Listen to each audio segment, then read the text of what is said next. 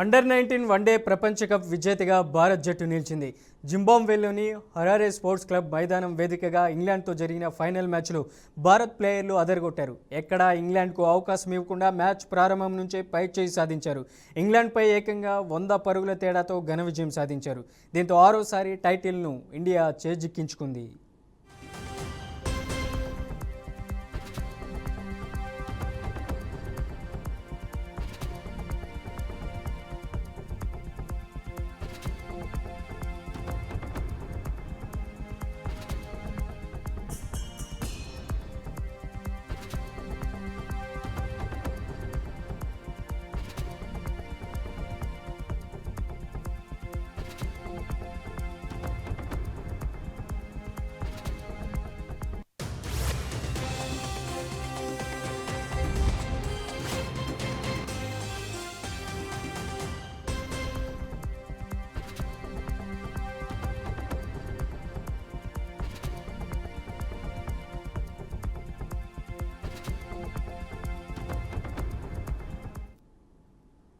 మహారాష్ట్రలోని గడ్చిరోలి జిల్లాలో భద్రతా బలగాలు నిర్వహించిన భారీ ఎన్కౌంటర్లో 7 మావోయిస్టులు మృతి చెందారు.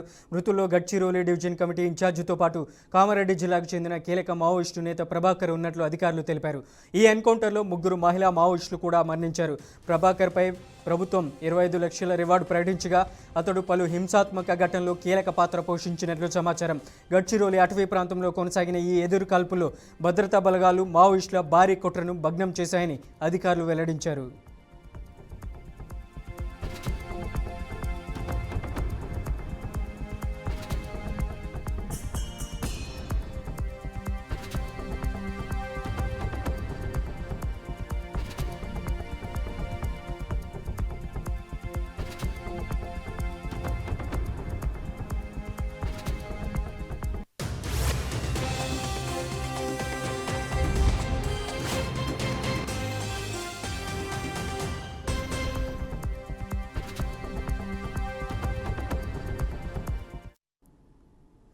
వికారాబాద్ జిల్లా అభివృద్ధి కాంగ్రెస్ పార్టీతోనే సాధ్యమని మంత్రి శ్రీధర్ బాబు అన్నారు. రాబోయే మున్సిపల్ ఎన్నికల్లో జిల్లాను 100% కాంగ్రెస్ పార్టీ కైవసం చేసుకుంటుందని ఆయన ధీమా వ్యక్తం చేశారు. ప్రజల సంక్షేమం అభివృద్ధి లక్ష్యంగా కాంగ్రెస్ పార్టీ ముందుకు సాగుతుందని శ్రీధర్ బాబు అన్నారు. గత బీఆర్ఎస్ ప్రభుత్వంలో కరెంటు బిల్లుల పేరుతో ప్రజలను ఇబ్బందులకు గురి చేసిందని విమర్శించారు. చాలా బలంగా పార్టీ పరంగానే కాదు, ప్రజలందరూ కూడుకొని మొత్తం రాష్ట్రంలోనే మొట్టమొదటిసారి 2 యునానిమస్ కౌన్సిలర్ సీట్లను కైవసం చేసుకుంది కాంగ్రెస్ పార్టీ. ఇక్కడ ఉన్న స్థానిక శాసనసభ్యులు మరి గౌరవ స్పీకర్గా ఉన్న ప్రసాద్ గారి ఆధ్వర్యంలో వికారాబాద్ మొదటి నుంచి కూడా కాంగ్రెస్ కు పెట్టేది. ఆనాడు ఉమ్మడి రాష్ట్రంలో కానీ ఈనాడు మన తెలంగాణ రాష్ట్రంలో ఇక్కడ ఏదైనా అభివృద్ధి జరిగిందంటే కాంగ్రెస్ పార్టీ. ఆ క్రమంలోనే ఈరోజు మనం చూస్తా ఉన్నాం. దాదాపు 2 సంవత్సరాల నుంచి గౌరవనీయులు గడ్డం ప్రసాద్ గారు ఎన్నికైన తర్వాత దాదాపు 100 కోట్ల రూపాయల నిధులు మరి నియోజకవర్గానికి పట్టణానికి నిధులు కేటాయింపు చేయడమే కాదు, పనులను కూడా ప్రారంభోత్సవం చేసుకొని మార్పు అనే ఆలోచన కాంగ్రెస్ పార్టీకి ప్రత్యక్షంగా చూపెడతా ఉన్నారు. ఇక్కడ ఉన్న వాణిజ్యం వ్యాపారం చేసే మా మిత్రులకు కానీ పెద్దలకు కానీ ఈరోజు బడుగు బలహీన వర్గాలకు సంబంధించిన సంక్షేమమే కానీ వారి సంక్షేమమే ధ్యేయంగా పనిచేస్తూ ముందు నడుస్తా ఉన్న కాంగ్రెస్ పార్టీ నాయకత్వం ఆ క్రమంలో కూడా రేపు జరిగే 34 వార్డులకు సంబంధించి 100% కాంగ్రెస్ పార్టీ గెలవబోతున్నారు.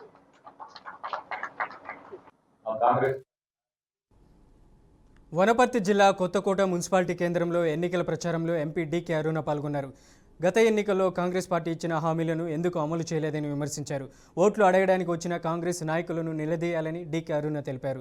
ప్రధాని మోదీ నీతివంతమైన సమర్థవంతమైన పాలన అందిస్తుంటే కాంగ్రెస్ నేత రాహుల్ గాంధీ దేశ ఖ్యాతిని భ్రష్టు పట్టిస్తున్నాడని ఎంపీ డీకే అరుణ ఎద్దేవా చేశారు.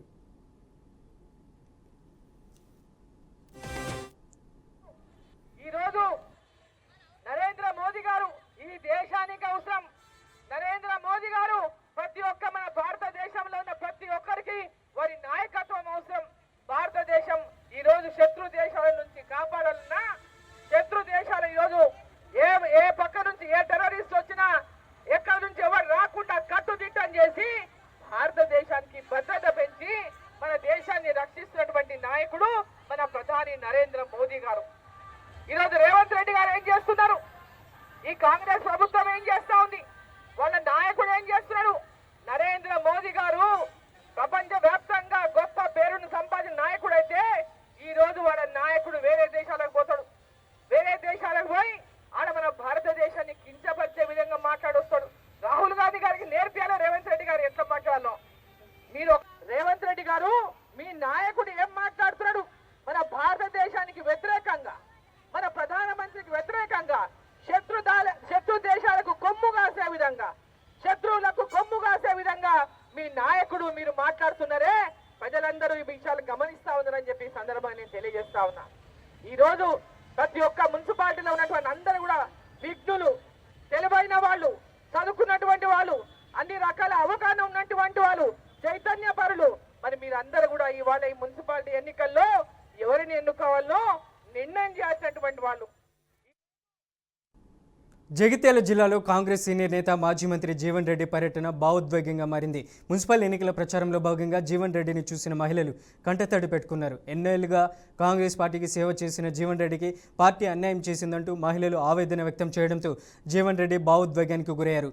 ఈ సందర్భంగా జీవన్ రెడ్డి రాహుల్ గాంధీ సిద్ధాంతాలకు కట్టుబడి పనిచేస్తున్నానని తెలిపారు. పార్టీ ఫిరాయింపులపై తీవ్ర వ్యాఖ్యలు చేసిన జీవన్ రెడ్డి ప్రజలు అలాంటి వారికి ఓట్లతో బుద్ధి చెప్పాలని పిలుపునిచ్చారు.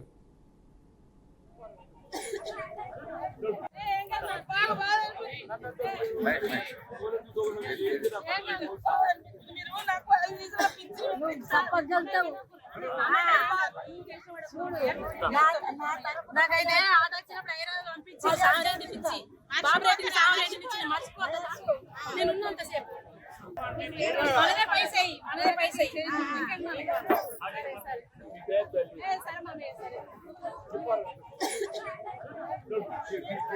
ఏం చేయాలో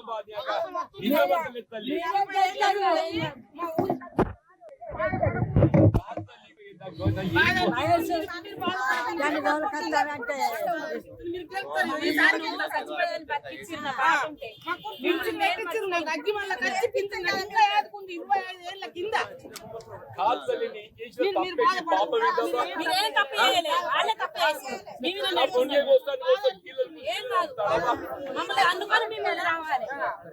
మేము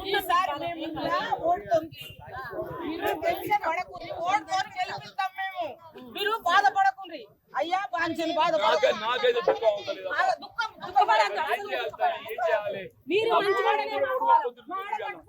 మంచిగుంటేనే కొడుకు బాధపడుతుంది. నిన్న బాగా బాధపడ్డాడు.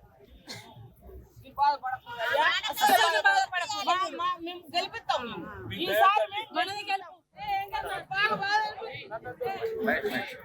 పదవి లేకున్నా ఇల్లు తిరిగి మీకు ఏమాపద చెప్పి తిరిగితే వాళ్ళు కేవలం వాళ్ళు చేసిన పాపం ఏంటంటే మీరు జీవన్ రెడ్డిని నమ్ముకున్నారు కాబట్టి ఇవాళ నీ మెడగొత్తా. ఒక్కటే తల్లి జీవన్ రెడ్డి మెడగొయ్యాలని ముందు బుధాలు తెగొట్టాలి. ఇలా మెడ నా గొంతు కొయ్యాలంటే ఏం చేయాలి? నా భుజాలను తెగొట్టాలి. నా భుజాలు ఎవరు? మహేష్, రాజశేఖర్, పులిరామ టోటోళ్ళు అని చెప్పి అంటున్నా. ఈ టోటోలు 30 మంది ఉన్నారు. ఈరోజు 30 మంది ఉన్నారు తల్లి అంటున్నా. నా కాలు చేతులు నరికి మంత్రం వండ పెడతాను. న్యాయమేనాడమ్మా? నేను ఏం తప్పు చేసిన? రాహుల్ గాంధీ గారు చెప్పినావా చట్టసభకి ఏ పార్టీకి ఎంపిక అదే పార్టీలు ఉండాలి. ఇదే రేవంత్ రెడ్డి గారు చెప్పిండ్రు ఎవరైనా పార్టీ మాత్రం రాళ్ల బట్టి కొట్టు అని చెప్పిండు. నిజమాబద్దమా? పోయిన ఎలక్షన్ అప్పుడు రేవంత్ రెడ్డి గారు ఏదిస్తున్నదో వారసేపు పిసిసి అధ్యక్షుడుగా ఎవరైనా ఒక పార్టీకి లేచి ఇంకో పార్టీకి మారితే పార్టీ ఫిరాయిస్తే రాళ్లతో కొట్టండి, రాళ్లతో కొట్టండి చెప్పి పిలిపించినావు. నిజమవుతుందండి. ఓటు అనే ఆయుధంతో కొడదామంటున్నా. రేవంత్ రెడ్డి గారు రాళ్లతో కొట్టు అన్నాడు. నేనంటున్నా ఓటు అనే ఆయుధంతో కొడదామంటున్నా. నేను ఇలా మన చేకూర్తి ఏదైతుందో దాంట్లో దొంగలు పడ్డట్టు ఏదైతుంది. విశాఖపట్నం జిల్లా పెందుర్తిలోని పార్టీ కార్యాలయంలో నిర్వహించిన సమావేశంలో పెందుర్తి ఎమ్మెల్యే పంచకర్ల రమేష్ బాబు వైసీపీ అధినేత జగన్మోహన్ రెడ్డిపై తీవ్రస్థాయిలో విమర్శలు గుప్పించారు. కాపులకు ఏం ఉద్ధరించాడని, అంబటి రాంబాబుకు కాపు టైగర్ చేశారని ప్రశ్నించిన ఆయన, జగన్కు దమ్ము, ధైర్యం, చిత్తశుద్ధి ఉంటే కల్తీ నీ వ్యవహారం, అలాగే అంబటి రాంబాబు చేసిన అనుచిత వ్యాఖ్యలపై తన 11 మంది సభ్యులతో కలిసి అసెంబ్లీకి వచ్చి అక్కడే మాట్లాడాలని సవాల్ విసిరారు. అంబటి రాంబాబు లాంటి జాతిపితలు తమకు వద్దని, కాపు జాతి ఇలాంటి జాతిపితలను భరించలేదని స్పష్టం చేసిన పంచకర్ల, ఇలాంటి వారు జగన్కు కావాలంటే వారి ఇంట్లో పెట్టుకొని ఊరేగించుకోవాలే తప్ప కాపు జాతి పరువును తీయవద్దని పంచకర్ల రమేష్ బాబు హెచ్చరించారు. ఎలా జరిగింది, అసలు నెయ్యే లేకుండా లడ్డు తయారీ జరిగింది, అది ఏ నివేదికల ద్వారా వచ్చింది, సిట్ ఏమంది, సిబిఐ ఏమంది అని వివరంగా చెప్పడం జరిగింది. జగన్మోహన్ రెడ్డి డైవర్షన్ పాలిటిక్స్ చేయడంలో సిద్ధాస్తుడు. ఒక ఇష్యూ బయటపడుతుంది, ఆయన కానీ వాళ్ళ మనుషులు కానీ ఫిక్స్ అయిపోతా ఉన్నారు, జైలుకి వెళ్లే సందర్భం వస్తా ఉంది అనగానే ఏరే ఒక ఇష్యూని తీసుకొచ్చి ఆ ఇష్యూ ద్వారా అరాచకాలు చేసి రాష్ట్రంలో అరాచకం సృష్టించి ఎవరో నోటితో ఉచ్చరించడానికి కూడా, ఆ పదాలు పలకటానికి కూడా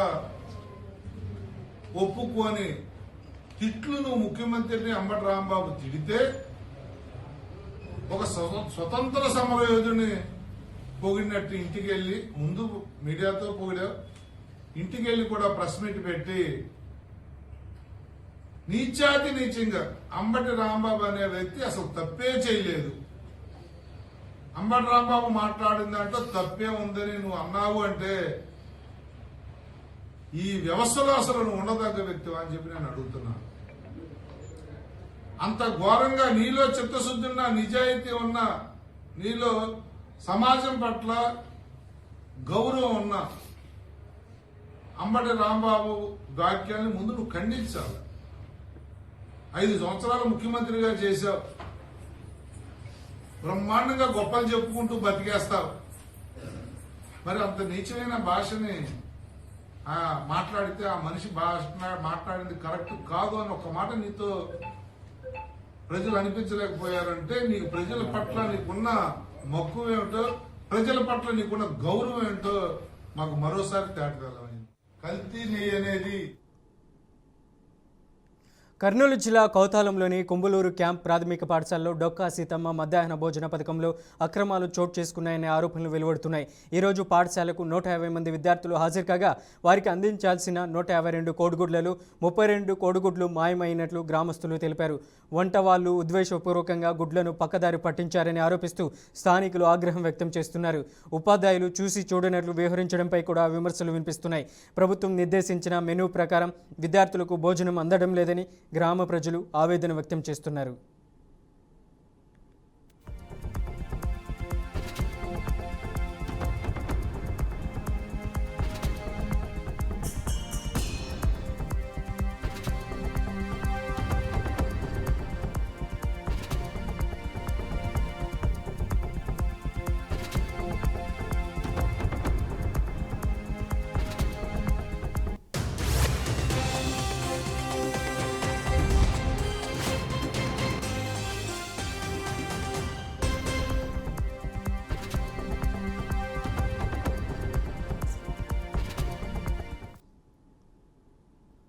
తిరుపతి జిల్లా శ్రీకాళహస్తి మహాశివరాత్రి ఏర్పాట్లపై మంత్రి ఆనం రామనారాయణ రెడ్డి సమీక్షా సమావేశం నిర్వహించారు.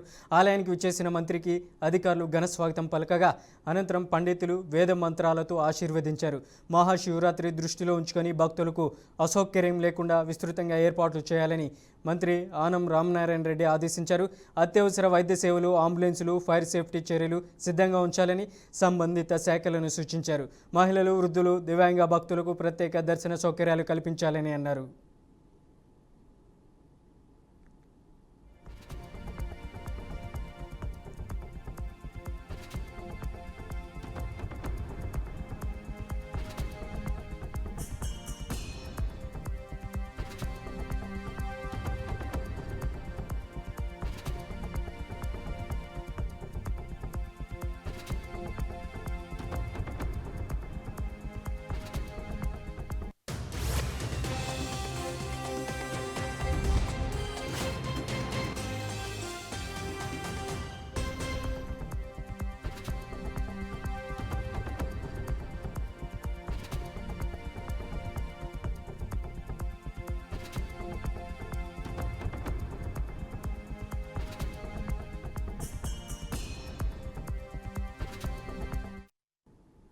గరీబోళ్ల కోసం గరీబోళ్ల పార్టీ అంటూ కాంగ్రెస్ పార్టీని గుర్తిస్తూ ఏఐసీసీ సెక్రటరీ సచిన్ సావత్ ఆదిలాబాద్ జిల్లా సమావేశంలో పేర్కొన్నారు. రాష్ట్రంలోని ప్రజాప్రభుత్వం అమలు చేస్తున్న సంక్షేమ పథకాలు, అభివృద్ధి కార్యక్రమాలను గమనిస్తూ ప్రజలు కాంగ్రెస్ పార్టీకి ఓటు వేయాలని ఆయన కోరారు. కాంగ్రెస్ అంటే గరీబోళ్ల పార్టీ అని చెప్పిన ఆయన పేదల సమస్యలను తీర్చే ఏకైక పార్టీ కాంగ్రెస్నే అని కొనియాడారు.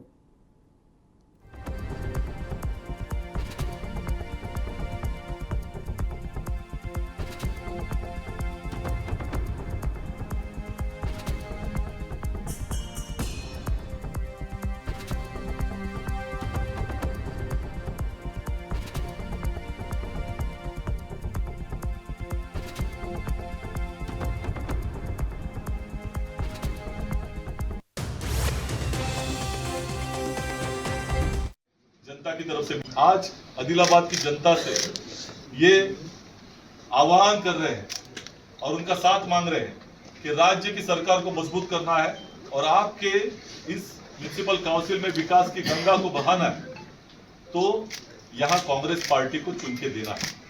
और इसीलिए इस चुनाव में विवाद नहीं विकास चाहिए, इस चुनाव में नफरत नहीं विकास चाहिए, काम चाहिए, भाईचारा चाहिए।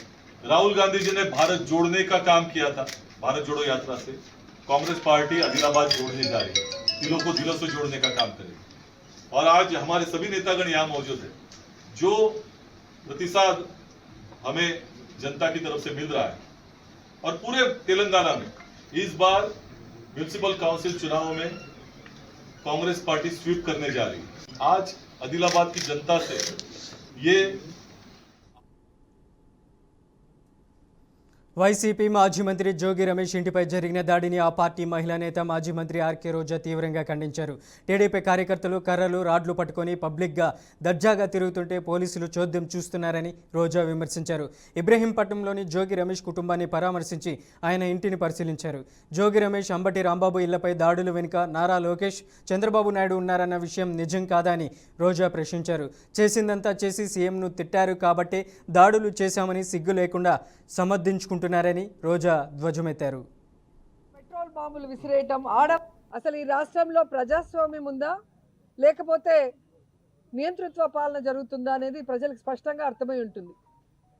ఈరోజు అధికారంలో ఉన్న కూటమి ప్రభుత్వం చేసే తప్పుల్ని ఎవరు ఎత్తి చూపిస్తారో వారి మీద తప్పుడు కేసులు పెట్టడం, ఎవరు నిలదీస్తారో వారి మీద దాడులు చేయడం, వారి ఇళ్ల మీద ఏ విధంగా పెట్రోల్ బాంబులు విసిరేయటం, ఆడవాళ్ళని చూడకుండా వాళ్ళని చంపడానికి ప్రయత్నం చేయటం అనేది చాలా సిగ్గుచేటు. ఇలాంటివి చేసేవాళ్ళు చేతగాని దద్దమ్మలు, చేతగాని చవటలు చేసే పని. నిజంగా దమ్ము ధైర్యం ఉన్న వ్యక్తులైతే ఈరోజు మేము తప్పు చేస్తే ఎత్తి చూపించండి సాక్ష్యాధారాలతో. ఈవీఎంలతో గెలిచారు, ఈవీఎంలో ఉన్న వీవీప్యాట్లని లెక్క పెడితే మీ భాగవతం బయటపడుతుందన్న విషయం తెలుసుకొని మీరు ఈ లడ్డూ ఇష్యూని తీసుకురావడం జరిగింది. చంద్రబాబు నాయుడికి వెంకటేశ్వర స్వామి కలలో వచ్చి చెప్పారా? ఆయన నిన్ను అడిగారు కదా, ప్రెస్ వాళ్ళు అడిగితే సిబిఐ ఇచ్చిన రిపోర్ట్లో జంతు కొవ్వు కలవలేదని చెప్పి ఇచ్చారు కదా సార్ అంటే, నీకు చెప్పారా? దేవుడు నీకు వచ్చి అడిగాడా? దేవుడు నీకు చెప్పాడా అని చెప్పి ఎంత స్టూపిడ్గా మాట్లాడాడో. సిబిఐ యాక్చువల్గా చంద్రబాబు నాయుడు నుంచి ఇన్వెస్టిగేషన్ స్టార్ట్ చేసుంటే ఈ కథ మొత్తానికి ఆర్జుడు చంద్రబాబు నాయుడు నాటకం మొదలెట్టారు. నిన్న ప్రెస్ మీట్ చూస్తే ఈ సిట్ రిపోర్ట్ తర్వాత జంతుకో కలవలేదన్నారు, కానీ దాంట్లో హార్పిక్ కలిసిందంట, దాంట్లో కెమికల్స్ కలిసాయి అంటారు. అసలు అన్నం తినేవాడు ఎవడైనా ఇలాంటి మాటలు మాట్లాడతారా? భగవంతుడి ప్రసాదం గురించి ఇలాంటి ఆలోచన ఎవరికైనా వస్తుందా? చంద్రబాబు నాయుడికి తప్ప ఇలా ప్రసాదంలో ఇవి కలపచ్చు అవి కలపచ్చు అనే ఐడియా నాకు తెలిసి ఎవరికి రాదు.